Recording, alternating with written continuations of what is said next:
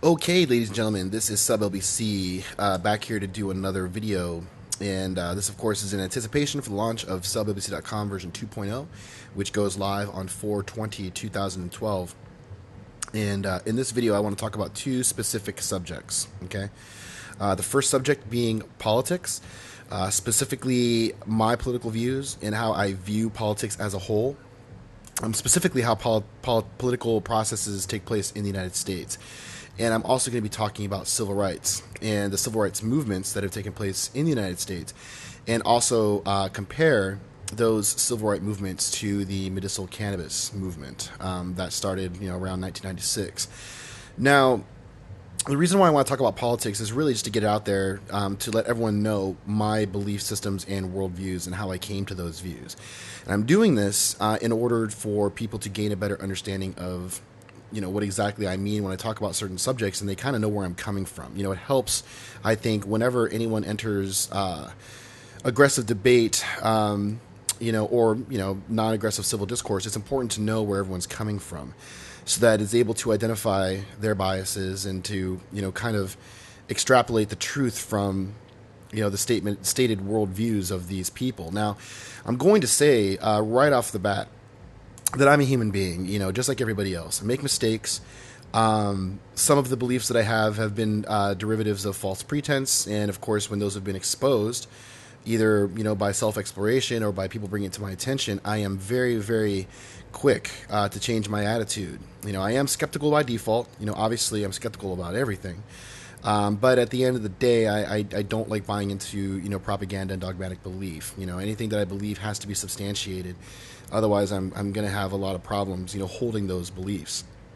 Now, as far as my political affiliation is concerned, I refer to myself as a progressive libertarian. Okay, now people that hear me utter those words were probably going to be like, "What? A progressive libertarian? That's almost a contradiction in and of itself."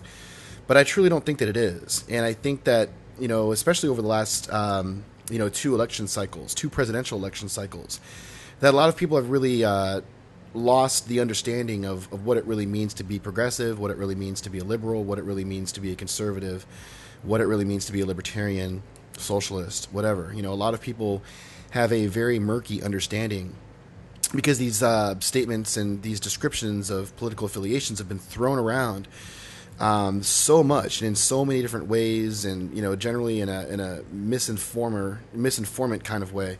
People just basically just don't even understand what most people are talking about when they talk about politics. So I want to try to at least share my belief system and what is actually going on. We are talking about our political beliefs, what we believe in regards to how society should be managed and the changes that we should make moving forward in order to guarantee the survival of the human race. And politics obviously has a huge role to play. Now, I am going to be talking specifically about how politics plays out in America. I'm not going to really be talking about other countries, primarily because I'm simply just not knowledgeable enough in most political arenas outside of the United States. So I'm going to focus on at least what I think I understand best. Now, for the layman, essentially, if anyone is asked a bold-faced, open-ended question about politics, or asked to basically explain the process of political discourse as it takes place in the United States, what tends to happen is that we start getting a very single linear view of politics. We basically have a left, and then we have a right. Okay, right being the so-called conservative libertarian, left being essentially socialist, and that pretty much sums up what most people's understanding of politics actually is. But the truth is that most people's political beliefs simply just cannot be cookie cutter placed on this simple linear, just, I don't know, overly simplistic understanding of politics. Now, when I consider myself a libertarian, I think that most people that watch my videos know what a libertarian is. A lot of people out there are Ron Paul fans and, obviously buy into libertarian points of view. And libertarian essentially just means minimal government. And it means that, people that consider themselves libertarians believe that they don't need an overwhelmingly large government to instruct them how to live their lives. They're completely against that. They want to see the government minimized to the absolute smallest that it can possibly be to still perform a function. And as a libertarian, I do believe that government does have a place in society and probably will continue to have a place in society moving forward. I don't believe that the anarchist model has any real feasibility for a large, thriving society. I just don't think that the people as a whole have the intelligence, knowledge, understanding of responsibility and accountability to truly exist in an anarchist environment. It can't happen. Although, I think with a little bit of coaxing and education, we can live in a libertarian style society where basically localized governments get the most attention because they're the most relevant to the people in a very direct way. That's where most people will exercise their, political processes on the local level. And the more you go to the federal or large scale levels, the smaller and smaller government becomes. And honestly, to me, there's only a couple, features or functions that the government should perform, or I should say, reason that a government should even exist. Firstly, is that I do believe that we do need a federal government in order to mandate certain types of laws that should be uniformly accepted. If we're going to claim that we're going to be a United States of America, well, we have to have something that binds us. And as it stands right now, guys, we have a constitution. And it's federally recognized by all the states. And even those states have the ability to pass their own laws. Well, they kind of do. There is a constitution which precedes any of state laws, and these are basically what we have determined to be the best way to manage a thriving and free society. Libertarians, essentially, I think most would agree that the government should play a role in the defense of the nation. There are potential problems that could come, not so much in America, but it could possibly happen where, a call to arms has to take place in order to actually defend our country. Government really has to play that role. A bunch of independent, non-centralized militias would have a great deal of problems, dealing with a real invasion threat. So we do need the federal government to play some kind of a role in that respect. I also do believe that the government needs to play a role in creating a stable currency or a means of exchange for the nation, and that this should be a non-inflationary, non-debt-based currency system. Now we clearly do not have that at all right now in the United States. But I do think that government should play that role. Anything above and beyond that, really not too much, guys. Most of the amendments in the Constitution I do agree with, and I think that the federal government really needs to just focus simply on that and really should not, pass too many laws outlawing or granting rights to more or less anything else. We don't need a big brother nanny in the form of a federal government to basically bring tyranny upon us, which is what we have right now. So as a libertarian, I believe that government should be reduced to the absolute minimal size, performing the most minimal functions, and that state and local governments should be given the majority of control to basically, define their own destiny or to make their own destiny. With that being said, people ultimately have the choice. If they, are living in a state where they are not happy with the set of circumstances, well, given the fact that there are so many states with so much opportunity, basically everyone will be able to flock to, whatever area is more in line with their political beliefs. And that's freedom, voting with your feet. And I have no problem with that. If certain states want to be, run by religious zealots and want to teach creationism in school, that's fine. But I'm going to clear the fuck out of those states. And, we'll slowly watch those states just, spiral into complete mediocrity, and probably be a ball and chain to the rest of us. But that's their choice. Again, as a libertarian, I am very, very much for people to make their own choices, no matter how fucking stupid or retarded they are. It's unfortunate, but this is, one of the many prices that one must pay to truly be free. Now, as a libertarian, you might find it strange that I consider myself also a progressive. And the reason why I say that is because, ultimately, guys, I think that when people look at the political scope, they think of two things. On the right, you have the Republicans, essentially, the GOP, conservatives. On the left, You have essentially liberals, progressives, socialists, essentially people that believe in big government, people that believe the government's job is to basically play nanny for the people. On the right-hand side of things, especially when we're discussing Republicans, Republicans believe that big, huge corporations are basically the best way to give people what they want, and that they should be basically catered to as much as possible. So, basically, it's a fight between big business versus big government. But I don't want to talk too much about that. What I really want to talk about more is the core ideology. What it really is. And ultimately, what it comes down to, I think, if we're talking, on linear terms, left versus right, what we've got is essentially progressive versus conservative. Okay, if you were to just shed all the bullshit away, the party politics, the partisanship, you get rid of all of it. At the end, when you get down to the most common denominator, that is what you are essentially going to have. You're going to have progressive-minded people versus conservative. Now, if you are a conservative, it's really quite simple. Conservatives just don't want things to change. Things are, were what they were. They want more or less everything to stay the same. If you look at the history of conservative minds throughout history, and specifically in the United States, you'll find that conservatives do not want to change anything, regardless of whether it is good or not. If you look at instances, this is becomes real apparent during the civil rights struggles of United States history. When it came down to the emancipation of slaves, basically ending slavery. It was not conservatives, again, shedding away the political labels. We're just talking about the actual raw mindset. Conservatives had no interest in freeing slaves because slaves are slaves now. Why do we want to change anything? Basically, conservatism is about fear of change at its core.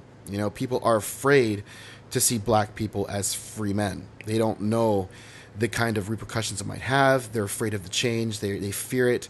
So they just basically don't want anything to change. And I don't think anyone can debate me on this. Human beings, looked at as a species, are very much afraid of change. Nobody likes change. They're afraid of change, so they don't want anything to change. And you can really see it, like I said, in civil rights movements.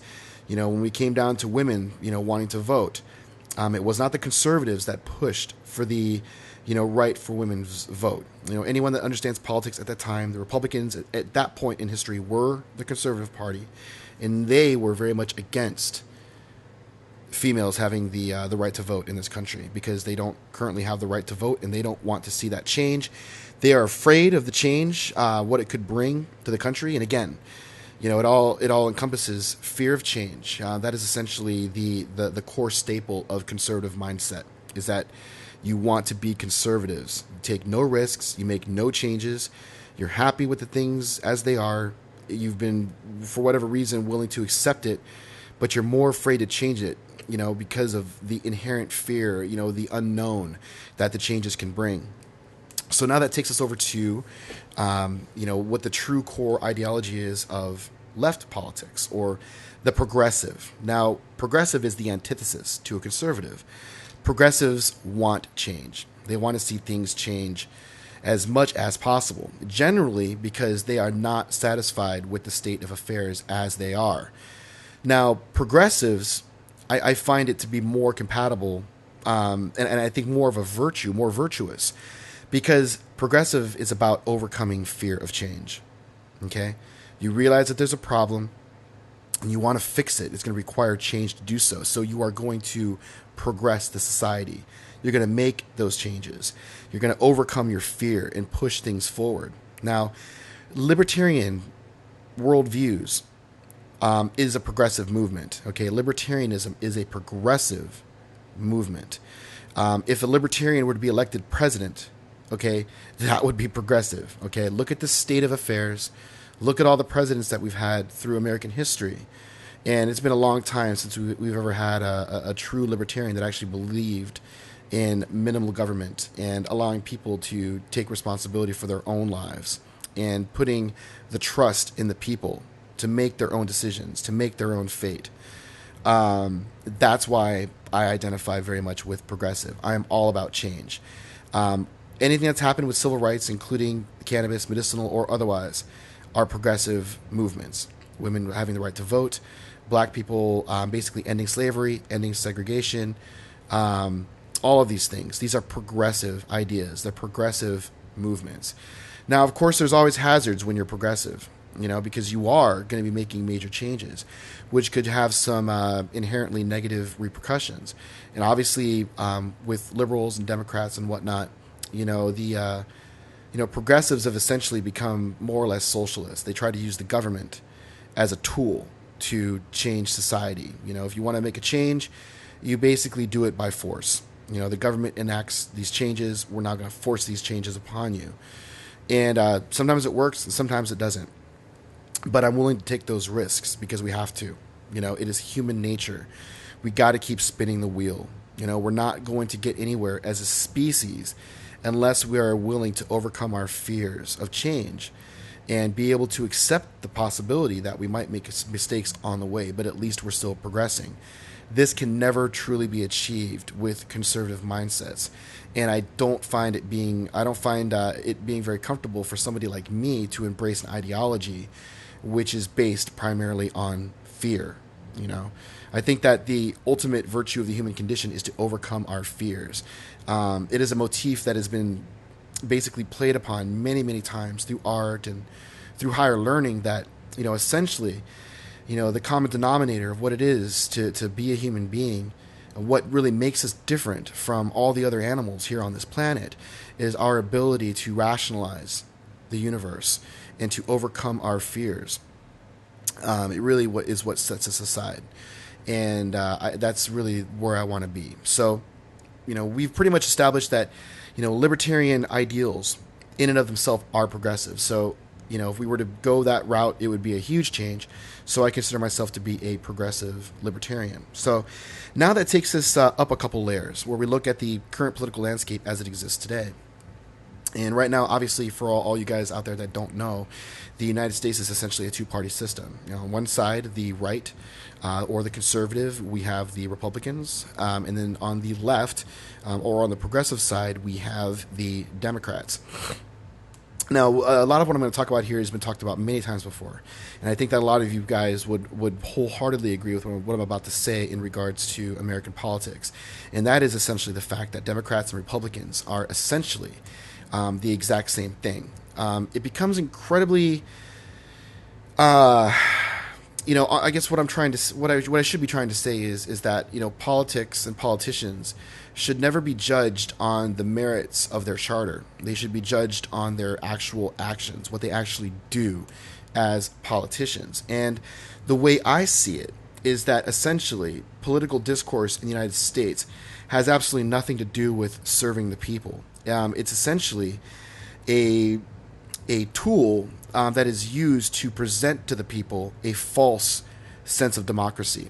Okay, a lot of people think that because we're in the United States and we have the right to vote, that we are a free country and we are a democracy in which our votes determine the policy of our government and will essentially affect how we're treated in regards to the rights that we have, what we can and cannot do, and stuff of that nature. But this is, of course, not the case. The entire political system as it exists today in the United States is nothing but an illusion of democracy. And the illusion is incredibly important, because without the illusion of democracy, you would not, probably not, I should say, be able to curtail a revolution at some point. If you just can't cover the lie, there's just too many people that know the truth, and they're just simply not going to stand for it. People will revolt. And, one of the tools that the political system plays is to give people a false sense of democracy, to make it seem that what they do actually makes a difference. But what people do makes absolutely no difference at all whatsoever. You see, political parties are basically just whores, okay? The parties themselves, as well as their constituents, are just nothing but whores, okay? Essentially, they are whores to special interest, but they have different tactics. And it's these tactics is what really makes them different. The fact is, they're all just chasing money, and none of them give a shit about the people. So, in a sense, they're the same, but when you look at the difference in tactics, they're quite different.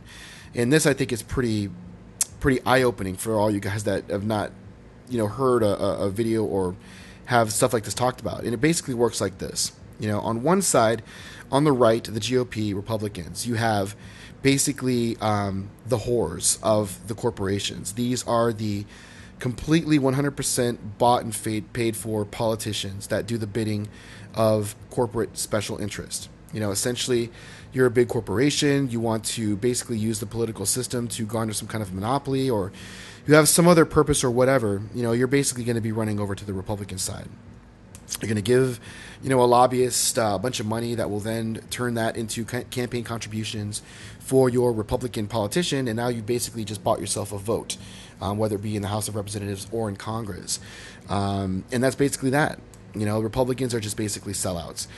They claim libertarian values, but they really could give a shit about freedom or, the good or bad of the people. I mean, they get into politics to make money. This is a career. And when you're, basically looking at your political, life as a career with profit being your motive, the people basically take a back seat to your own self-interest. And that essentially is what Republicans are full blown.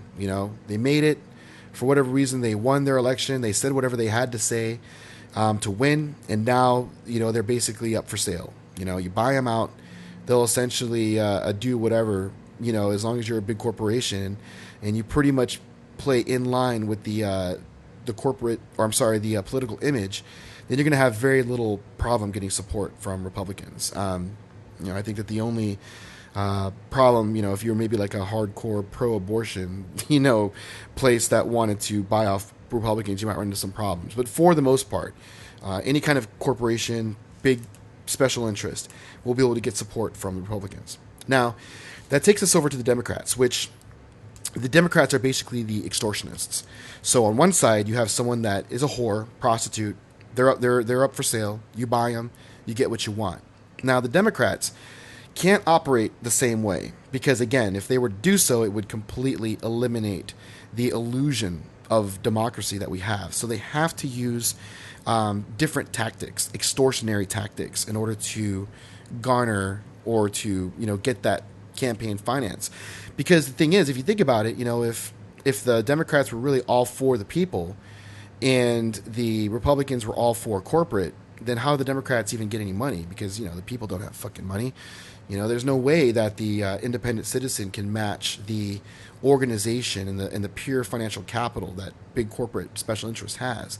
So how do the Democrats do it? Well, they do it through extortion. Now, this is fucking just the most insidious of tactics, and this is why sometimes I hate Democrats more than I hate Republicans. But essentially, what they do is they decide that they need to get money, in order to basically, garner support for the party. So they will go ahead and propose legislation, which is very, very pro people. This is something that could potentially help the people a very, very great deal. And generally speaking, things that are done at a government level, which give a great amount of assistance to the people and can really help in a very direct way, generally goes against the motives of big corporate interest. Okay, let me give you an example. When we're talking about healthcare reform, okay, like Obama wants to basically put forth universal healthcare or some form of it. Obviously, big corporate interests do not want this. They don't want to have to compete against a worthy adversary such as the government, especially when that government doesn't need to pay multi-million-dollar contracts to worthless CEOs and have to deal with all this overhead in regards to marketing costs and that nature. They don't want to have to compete against that. So what ends up happening is that the Democrats put forth these plans, and then it scares the living shit out of the big corporate special interests. So then all of a sudden they show up and start paying off the Democrats to basically have them kill these initiatives, because they are incredibly dangerous to the bottom line of these corporations. I mean, let's just look at the banking regulation that had gone down. This is a perfect example of it. Basically Obama had put forth all this banking regulation in order to stop the fleecing of America, the absolute destruction of our economic foundation by, these bankers that literally have no morals at all whatsoever, or in my opinion, even the qualifications to be doing the kind of things that they're doing.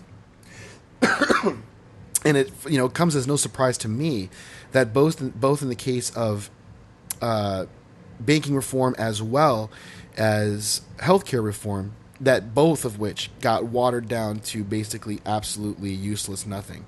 And we're actually right on the cusp here of probably getting what pathetic healthcare reform was passed by Congress will just get deemed unconstitutional by the Supreme Court, which is of course very politically orientated. They're very partisan as well, and this is the common tactic of the Democrat. Basically, promise something that's great for the people in order to scare the corporate interest, and then all of a sudden these banks and these healthcare insurance companies will pay tons of money to these Democrats with the understanding that these bills will get killed. And then all of a sudden, miraculously, they do. And then the Democrats just turn around and blame the Republicans, for opposition that, made it impossible for them to pass this reform. But the truth is that they never had any intention of passing it in the first place.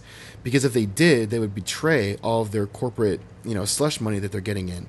And nobody wants that. Everybody wants the money. So it really just comes down to tactics, ladies and gentlemen. You have one side just sells themselves out. You give me money, I do what you want.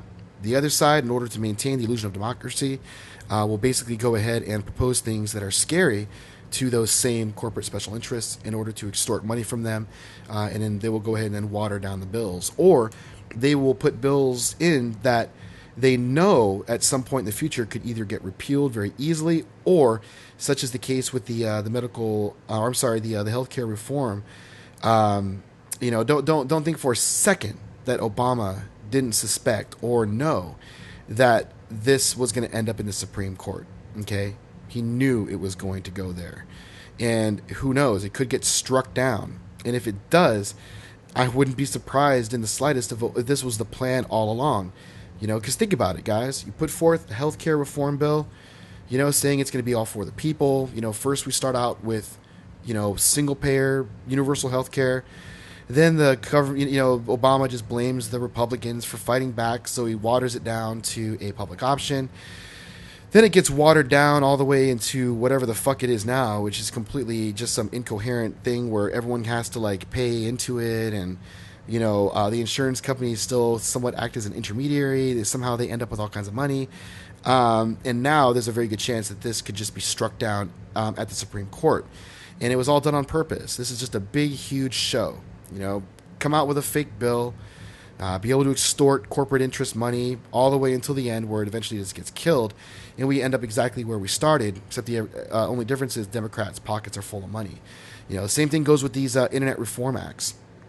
Democrats, basically want to get money, so they start saying, all right, guys, we're going to start proposing that we want to, stop, we want to, basically do anything that's just against corporations. You know what I'm saying? We want to basically not allow corporations to pass internet bills such as SOPA and PIPA for or against. And it's all done to garner up support. I think there was actually something with the act from Obama, where it was the fair use internet. I forget what it was called exactly, but it basically mandated that companies would no longer have the right to censor the internet. If you were to get internet from a service provider, the service provider would be obligated to give you free access to the internet.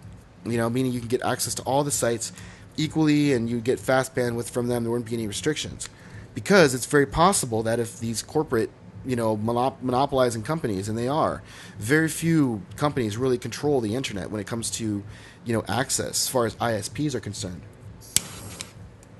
And because of this monopoly, they have a lot of power to influence what you actually have access to, what you can see or not see on the internet. And, Obama put forth legislation that would basically make it so corporations could not basically censor certain parts of the internet based on whatever motivations they might have to do so. And the corporations really don't like this. They're not about giving people free stuff. Not when you have a monopoly on a market like the internet. And keep in mind, everybody wants a monopoly. As capitalist as they might be, One of the major flaws of capitalism is that the people who are actually playing the game have no interest in playing by the rules, nor do they really, want the outcome of the rules. They want monopoly. They want control. They want to be able to charge whatever they want to charge and have you pay for it. They don't want competition. And they certainly don't want to have to be able to have to give everyone free access when there's a lot of money for them to be made by not doing so. Essentially them taking advantage of their monopoly. So when a bill like this gets proposed, the big corporate special interests are 100% against it. The only thing they can do is to pay with their pocketbooks. So they bust out the checks, they pay off the Democrats, and then these legislations just disappear, and they're no longer an issue. So, obviously you guys can see real quickly that our political climate now is just completely corrupt, and it is completely destroying this nation. We allowed it to happen. We put these people there. We allowed these fucking idiots, these religious zealots, Marxists, socialists, we've allowed them to just run our fucking government into the goddamn ground. We just sat by like ignorant puppets. Now, that takes me to something I want to discuss specifically about civil rights. When I talk about civil rights, obviously, the history of the United States has been a pretty bloody one. Ever since this nation was forged, and it was essentially forged from war. This thing started with a revolution. And, America, I think, has arguably the greatest history, especially when we're talking about the formation of the nation. What we were able to accomplish as a nation has got to be probably one of the most amazing upsets ever. Okay, we're talking about a ragtag bunch of farmers and militiamen being able to successfully defeat the most powerful military force that existed in the world. That's a pretty hardcore fight. The British were no joke. Hardcore imperialist. They basically had the most powerful navy. They had the most powerful military. They had been able to expand the empire, colonize various locations all throughout Asia, Europe, and the Americas. And this was a force to be reckoned with. But this ragtag of Minutemen militia were basically able to, with a little bit of help, defeat this juggernaut. And in the process, we created one of the wealthiest nations on the planet. A true marquee leader, to basically set the precedent for what would be considered free society. The model that would be mirrored by everybody else in the following decades. It's pretty amazing when you think about it. But at the same time, America also has a lot of scars, a lot of warts on the face. And they really come in the form of civil rights issues, specifically slavery. And now the biggest civil right issue that we have is the prison industrial complex. Now, slavery was obviously a huge problem. And America was one of the last to officially abolish it in regards to law. And I want to make it very clear that there were no ancillary benefits that were proposed to allow human beings to no longer be slaves. And what I mean by that is that I think it was pretty well understood by anyone who had really thought about the argument that Africans or African Americans were human beings. Okay? They were human beings deserving of the same rights and privileges as everybody else. And there didn't need to be any kind of derivative benefit in order for these people to be human beings and to be free. All right? Now, let's compare that to medical cannabis. Okay? In medical cannabis, this is not about freedom. It is about safe access to a privileged few, knowing full well that there are many others who would not meet the criteria of this privileged class of user.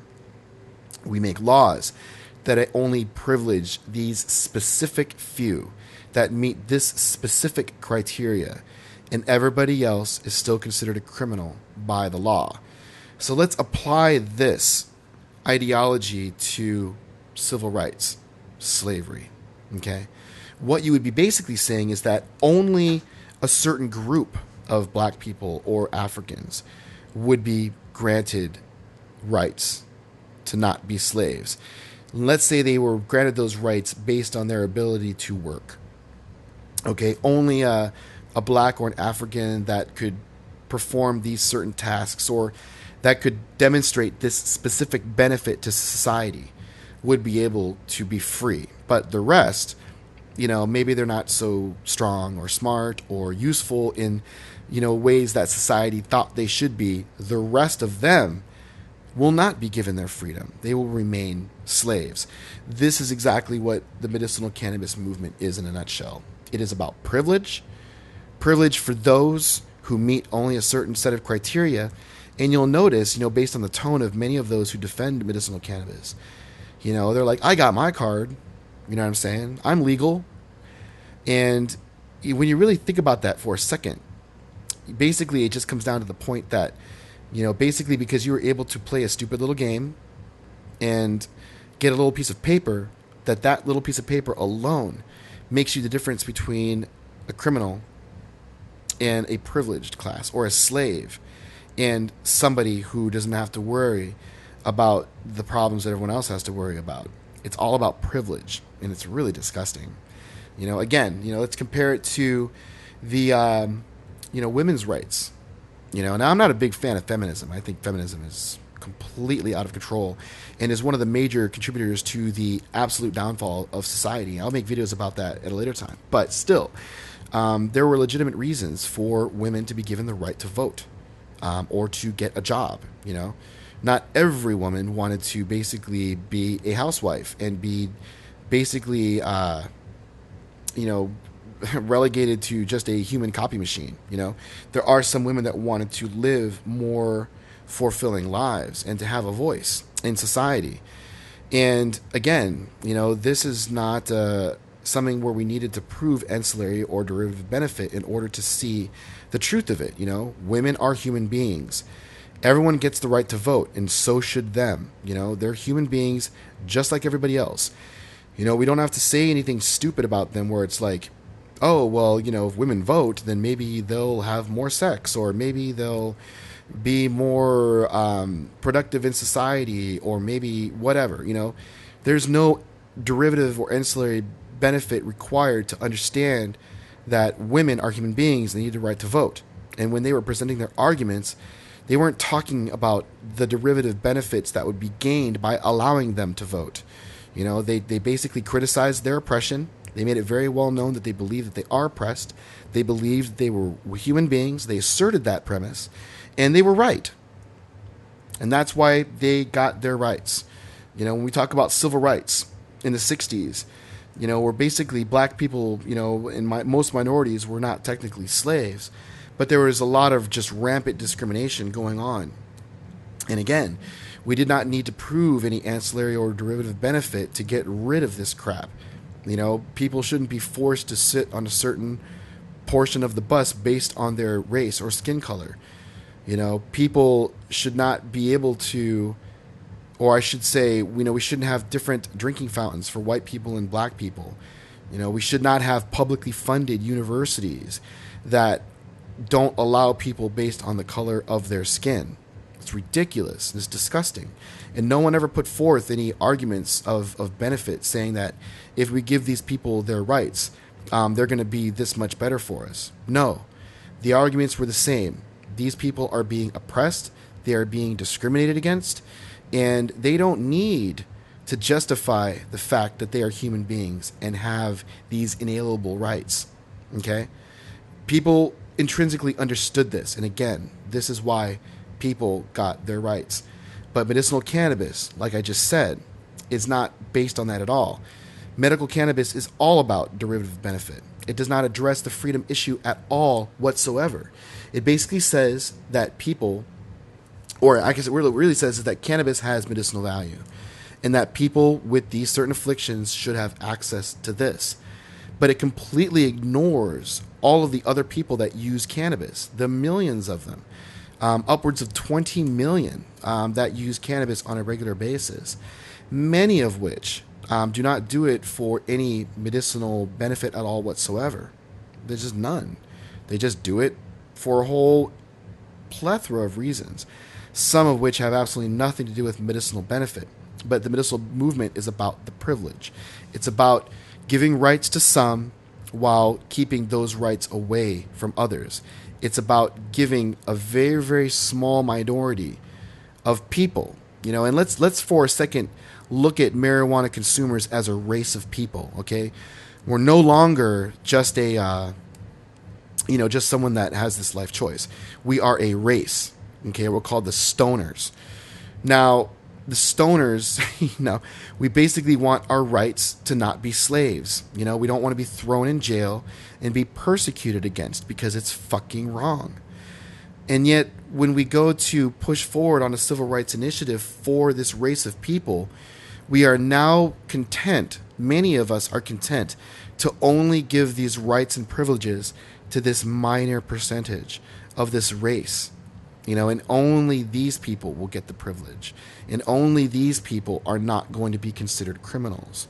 But everybody else that either lives in the wrong state or they refuse to lie and, gain a card through dishonest means, or people that just don't want to play by those rules, or people that think they don't have to, they remain slaves. They're criminals. And we're still going to throw them in jail. Can you guys... You'll see where I'm coming from on this. And this is why, medicinal marijuana and the whole movement is just a fucking joke. No other initiative for civil rights could ever be pushed forward on such a premise. But yet, it has been doing that. It's been done so now for a very, very long time. And I think that people need to just wake up, and realize, who their people are. To realize what race of person you really are, to know your roots, and to stand fast in the face of oppression. So that's pretty much all I want to talk about in this video. I really didn't want it to go as long as it did, but I hope you guys enjoyed it, and we'll talk more about other things in the future. Thanks for listening.